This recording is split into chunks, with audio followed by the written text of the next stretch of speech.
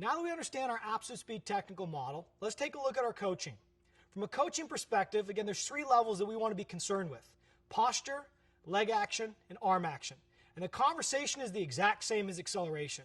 If I don't have adequate posture, torso strength, I don't create a platform by which the arms and legs can pull on, it's going to be very difficult then to actually coach the leg action to be correct. So once we've identified and corrected or gotten them into a good, strong vertical posture, we have adequate strength by which the legs and arms can anchor on, then we can start looking at leg action.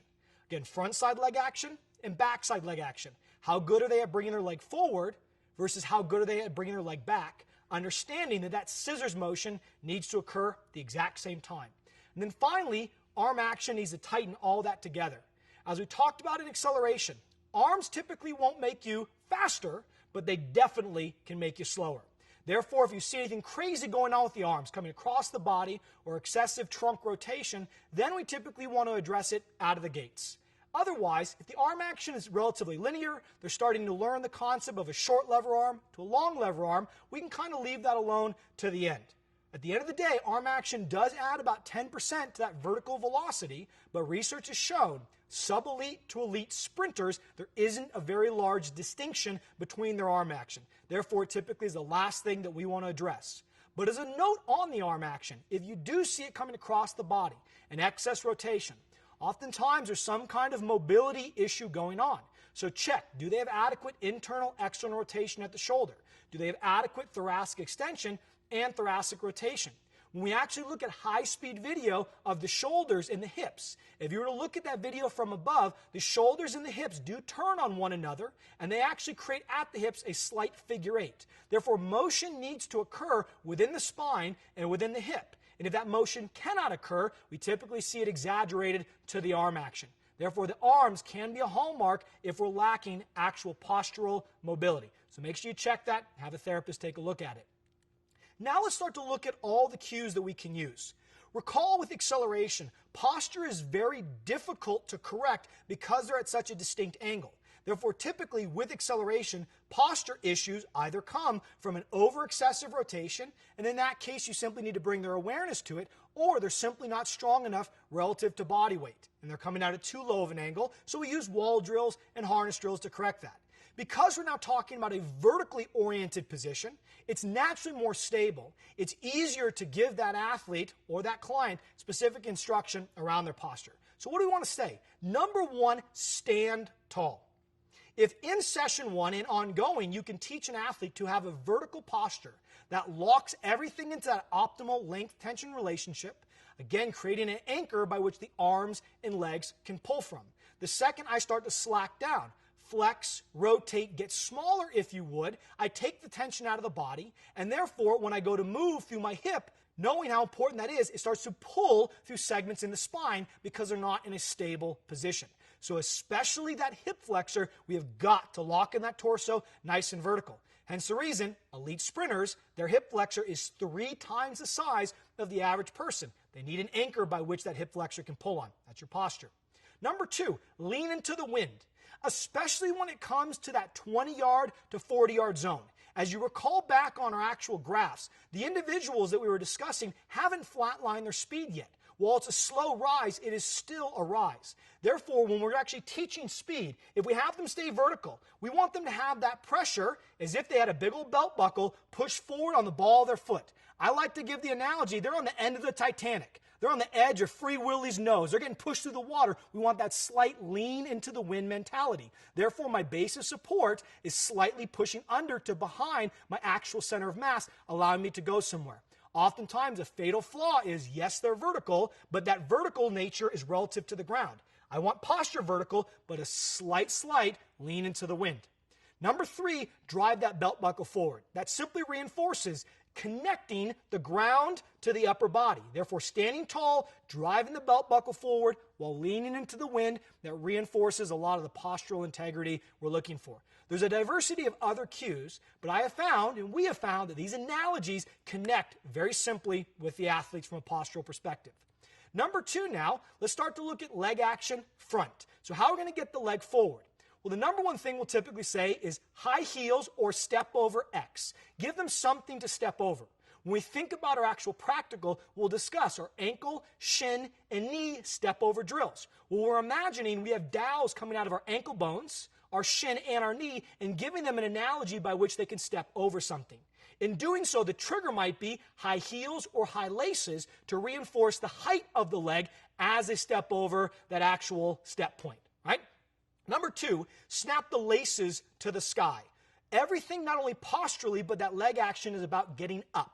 We looked at our force data. We know how important vertical is. Therefore, the more momentum I can get in that vertical plane, not only from pushing into the ground, but also driving everything up to the sky, the better. So we're not talking about snapping the laces forward. We're talking about snapping them up. And imagine, where's that foot relative to the bottom leg in figure 4? It's right next to that knee. Said otherwise, if I told you to snap your laces up, it's going to put you right in that same exact position. Then finally, knees up, explode through the glass. As we'll discuss in our coaching science lecture, we don't typically want to call attention to body parts. That's what we call internal focus. But in this case, we do want to see that that knee gets up. Therefore, we'll turn it into analogy. Drive your knees up as if, that as if part is critical, you are exploding through a piece of glass or driving into some kind of mitt. I will literally take boxing mitts out and have athletes drive their knees into them when they're doing marching and skipping patterns to reinforce the violence by which the laces and the knee has to snap under the body, allowing everything to lift, bigger hammer, harder force into the ground. Once they understand how to get that leg forward, now let's talk about getting it back. So we want to give them a couple cues here. Drive down and through the ground. So it's not just down, we still need them to finish that horizontal drive off the ground. So it's a whipping action that involves a symphony of both vertical and horizontal force. It's down and back. Snap the ground away. Already think about the language that we're using here. We're using the word snap opposed to explode. Why? Explode's a longer developing word. Therefore, it's great for acceleration where I'm on the ground longer. Versus snap, like a whip cracking off the ground, is a much better term for the biomechanics of what's going on here, simply because they're on the ground for roughly 100 milliseconds. So snap the ground away and spin the earth. That gives them the concept that if the earth was actually spinning relative to the force they could put in the ground, they're trying to run on top of it. Literally like a circus act at the actual circus running on a ball. Giving them that kind of visual helps them to turn and burn, if you would.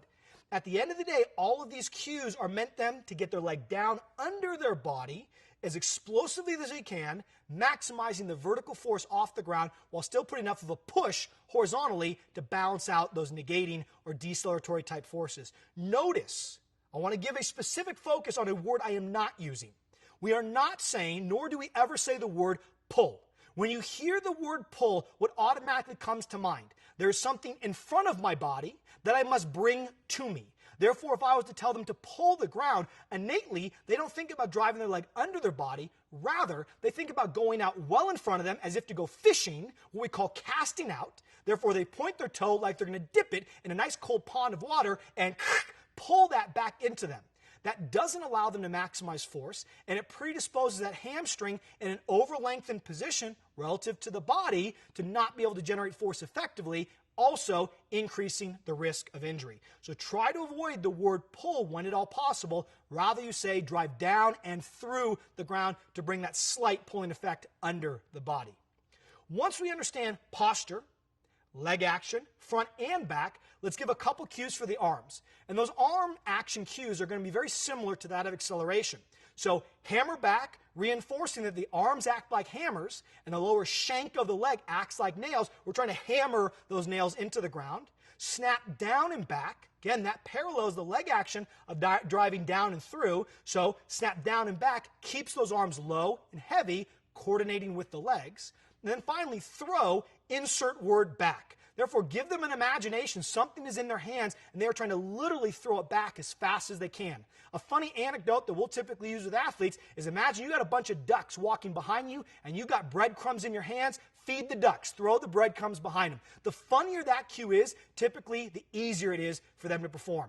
And the final thing I want to say on arm action, because we didn't specifically focus on it in the practical, when we're doing arm action sometimes in our warm-ups, we will do this drill. We simply ask the athlete to get as tall as they can. We have them start at a good 90-degree position, and we'll give them 3 calls: slow, medium, fast. The slow call simply gets them to start working in a linear type way. right? The medium now, we want them to start to open up, if you would, whip. So give them those cues of throwing something behind them. You can actually have a fellow athlete put their hands behind, ticking the elbows. And then finally, fast, if they go fast enough, locking everything in, we'll start to see their body bounce off the ground. Again, if the arms can contribute 10% to vertical force, if I can effectively lock my body long, I'm not hopping or jumping, simply use my arms in that closed to open position and lift my center of mass off, I can only do that with effective arm action. So we'll do a couple sets of that simply integrated into movement preparation to help cue the arms up for what they need to do during our absolute speed. Now that we understand, though, all of our specific coaching cues, what's the global premise of the actual absolute speed session? Let's give them some putting it all together cues. Number one, fight gravity and stay tall. At the end of the day, we want them to have that sense that the world is coming down on them. They are being compressed. Keep the roof away from you. From roof to ground, be the anchor, be the pillar that separates those two things. Fight gravity. Number two, cyclical action or scissors motion. We want to contrast this with acceleration. Hence the reason we typically do our technical work for acceleration and absolute speed on separate days. Because if we do too much acceleration technical work with absolute speed technical work, it'll tend to cross-contaminate the actual techniques that we're trying to teach, especially in a novice athlete. So cyclical action, scissors motion, reinforcing what should happen in flight. And then finally, stay on top of your cyclical action, which means we don't want them to get kicked forward. We don't want them to get kicked back. We want them to stay right on top of their legs, keeping their legs nice and coiled as if they were running in a phone booth, not to kick the front door, not to kick the back door, stay right on top. We'll even use an analogy of staying on top of the horse. Don't get knocked off the back, don't get knocked off the front. It's all about centering in, allowing those legs to do work on the ground. With all of those cues, you should have an innate capacity now out of the gates to start affect change. Think about how this is all going to flow together. And this is the same for acceleration, absolute speed, and multidirectional. You first must understand the technical model. What are the kinetics, kinematics, therefore what is the motion and the force involved? Once we understand that, then we can prioritize the process, posture, leg action, arm action.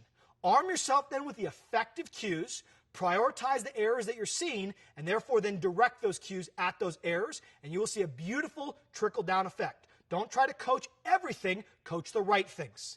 Now let's do a quick little check for learning to make sure we tie all that together. Write down the levels of the linear speed coaching pyramid. Again, there's 3 levels. And note 1 to 2 cues that can be used to improve the overall technique within each of those levels relative to absolute speed.